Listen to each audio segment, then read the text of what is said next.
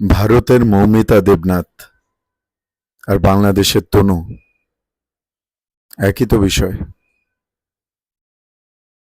আসলে কি বলবো, আমি আসলে কথা বলার মতন অবস্থায় নাই, আবার না বলেও পারছি না। খুব বিধ্বস্ত অবস্থায় আছি কিছু বিষয়ে, কিছু ঘটনায়।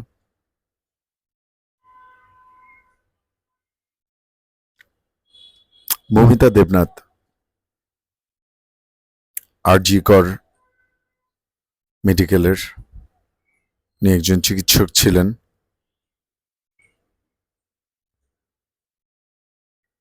ডেড বডির সাথেও কি কেউ রেপ করে?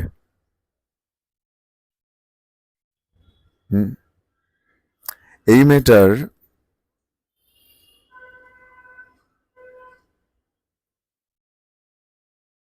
কতবার ধর্ষিত হয়েছে মানে আল্লাহ মালুম।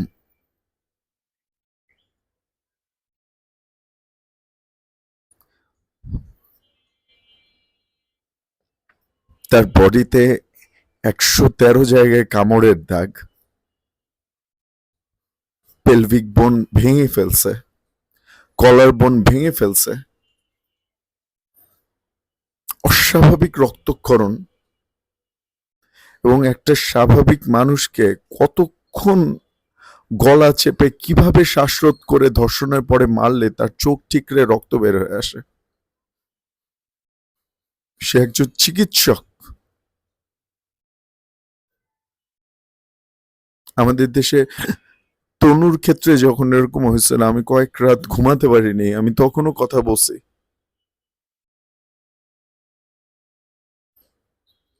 আর আজকে এমন ঘটনা, যে চিকিৎসক মানুষের প্রাণ বাঁচায় আল্লাহর রহমতে, এবং তাকে এভাবে রেপ করার সময় তার হাত চেপে ধরে রাখছিল তারই একজন মহিলা ফিমেল কলিগ।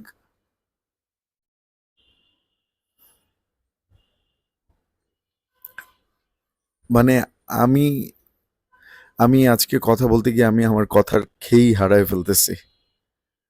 ঠিক আছে, আমি মানে গতকাল রাতেও আমার ঠিক মতন ঘুম হয় নাই। আমার জাস্ট মানে বারবার ওই নিথর দেহটার কথা মানে মনে পড়তেছিল, যে এতটা লাঞ্ছিত হয়ে মৃত্যু, এভাবে ধর্ষিত হয়ে মৃত্যু, কি করা উচিত?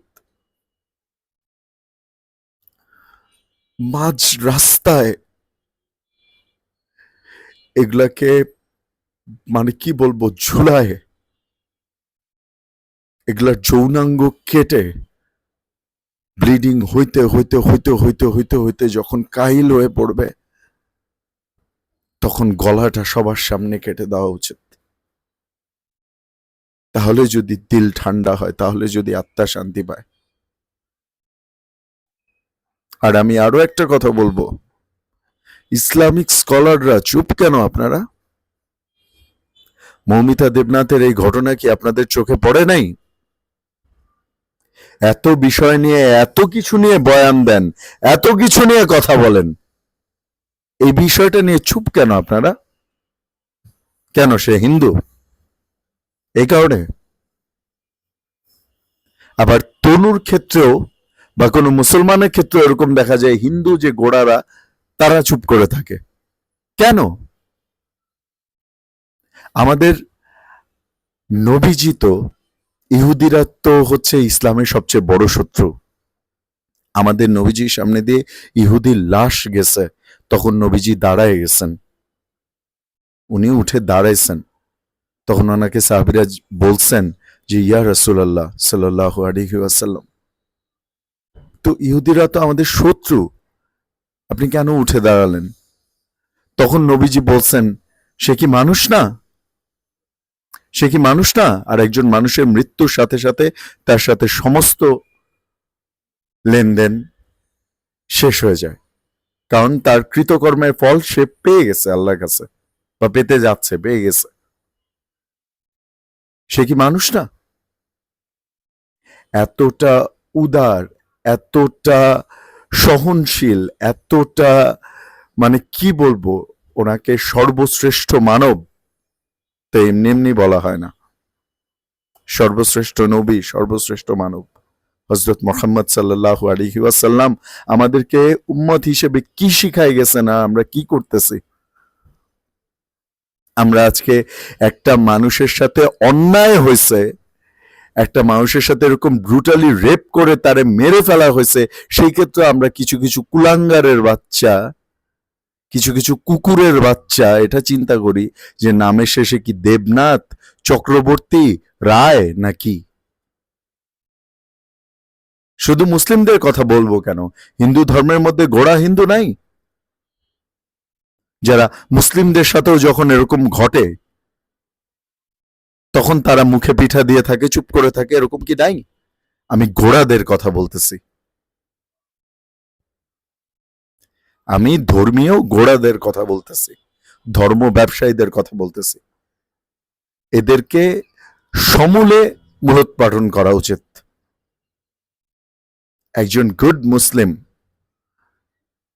কখনো এসব দেখে শুনে তার চোখের পানি ধরে রাখতে পারবে না, এবং তার প্রতিবাদ করার সর্বোচ্চ চেষ্টা থাকলে সে তার হাত দিয়ে প্রতিবাদ করবে, না হলে সে মুখ দিয়ে প্রতিবাদ করবে। সেটাও না পারলে সে অন্তরে ঘৃণা করবে, এটাও বলা আছে। তা আমি যেহেতু একজন মুসলিম, আমি আমার বরাতটা দিয়ে এই কারণে আমি বলছি যে এরকম একটা ব্রুটাল একটা ঘটনা ঘটলো, এত মর্মান্তিক। মৌমিতা দেবনাথ চুপ কেন? অনেকেই চুপ কেন? যারা এত চটর পটর ইংলিশ বলেন, চটর পটর স্মার্ট কথাবার্তা বলেন, চুপ কেন? একজন মেয়ে ধর্ষিত হয়ে এভাবে মারা গেছে, একজন নারী এভাবে ধর্ষিত হয়ে মারা গেছে। আমার বোন, আমার বোন তনু যেমন আমার বোন, মৌমিতা দেবনাথও আমার বোন, কোনো পার্থক্য নাই। কেন চুপ?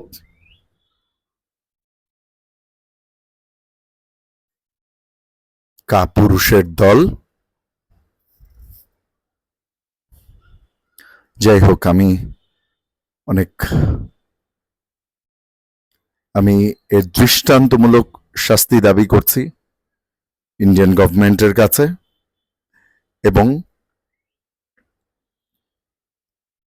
আল্লাহ পাকের কাছে দোয়া করছি যে আল্লাহ পাক যেন বিশ্বে যত এই ধরনের কুলাঙ্গার আছে, যারা মেয়েদের উপরে এভাবে নির্যাতন করে, যত কুলাঙ্গার ফিলিস্তিনে অসহায় মানুষের উপর, অসহায় মুসলমানদের উপর এভাবে হামলা করতেছে, যে কেজিতে করে মানুষের গোশত মাপ করে তারপরে দাফন করতে হইতেছে,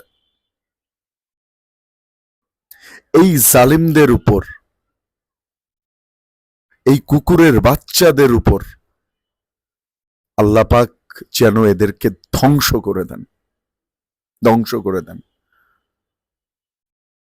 আল্লাহ যেন মুসলিমদেরকে হেফাজত করেন, আল্লাহ যেন মানব জাতিকে হেফাজত করেন, এই পৃথিবীকে যেন আল্লাহ হেফাজত করেন, বাংলাদেশকে আল্লাহ হেফাজত করেন। আমি মানুষের জন্য দোয়া করছি, মানুষের জন্য আমার প্রাণ কাঁদবে।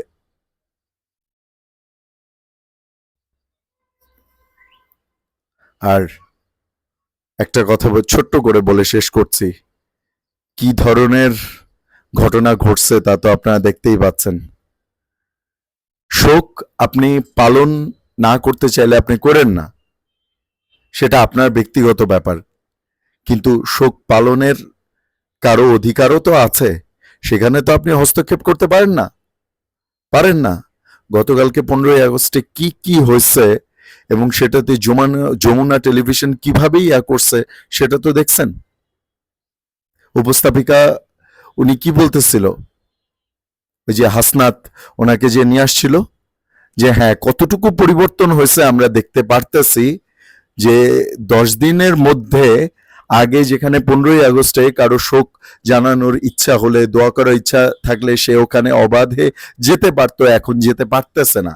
এখন সেখানে লুঙ্গি ডান্স, গান বাজায় নাচা হইতেছে। আমি একটু আগে ভিডিও দেখছি, আমি সেটা শর্ট হিসেবেও পাবলিশ করবো, আপনারা দেখেন।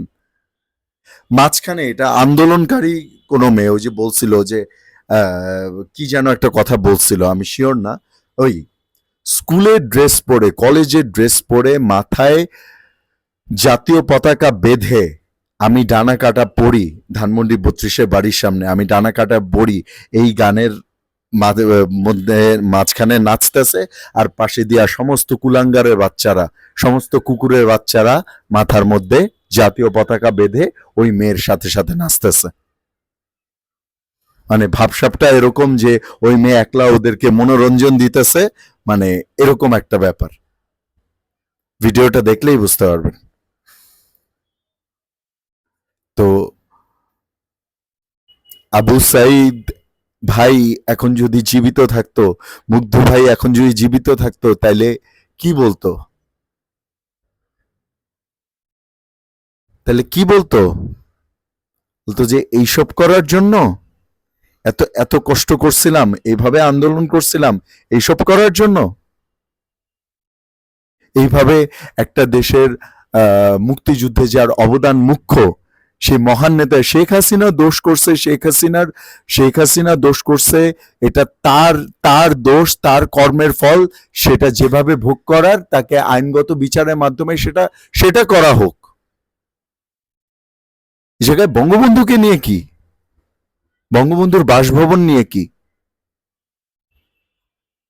বঙ্গবন্ধু, তাজউদ্দিন আহমেদ, তারপরে শেরে বাংলা একে ফজলুল হক, সোহরাওয়ার্দী, মাওলানা আব্দুল হামিদ খান ভাসানী, এদের মুক্তিযুদ্ধে অবদান নাই? এরা কি ফালতু মানুষ নাকি?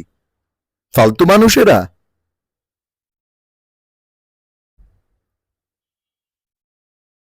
আমি প্রথমেই ক্লিয়ার করে নিছি যে আমি কোনো দলের বা কোনো গোষ্ঠীর কেউ না, আমি একজন সাধারণ নাগরিক, আমি একজন সুনাগরিক। কেন এসব বিষয়ে কঠোর আইনি ব্যবস্থা গ্রহণ করা হচ্ছে না? কারা করতেছে এসব?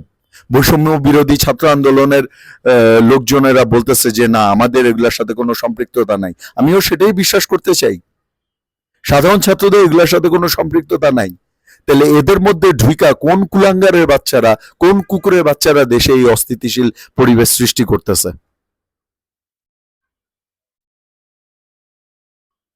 কোন বেহায়া মানে বেলেহাজ মেয়েগুলা রাস্তাঘাটের মধ্যে এরকম করতেছে? সেটা কোথায় দেখা হোক, তাদের বিরুদ্ধে আইনি ব্যবস্থা গ্রহণ করা হোক।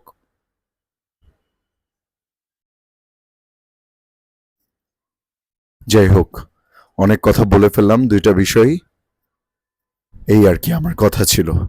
আল্লাহ পাকের কাছে দোয়া করছি, আল্লাহ পাক আমার দেশকে শান্তিপূর্ণ একটা দেশ হিসেবে কবুল করে নিন, এবং এইসব জানোয়ারদের থেকে, এইসব জানোয়ারদের থেকে, মানুষরূপী জানোয়ারদের থেকে, এইসব মানে ধর্মীয় গোড়াদের থেকে, ধর্ম ব্যবসায়ীদের থেকে, ভণ্ডদের থেকে আল্লাহ পাক যেন আমার দেশ এবং পুরো বিশ্বকে আল্লাহ পাক যেন হেফাজত করেন। আমি আবার কথা হবে ইনশাল্লাহ।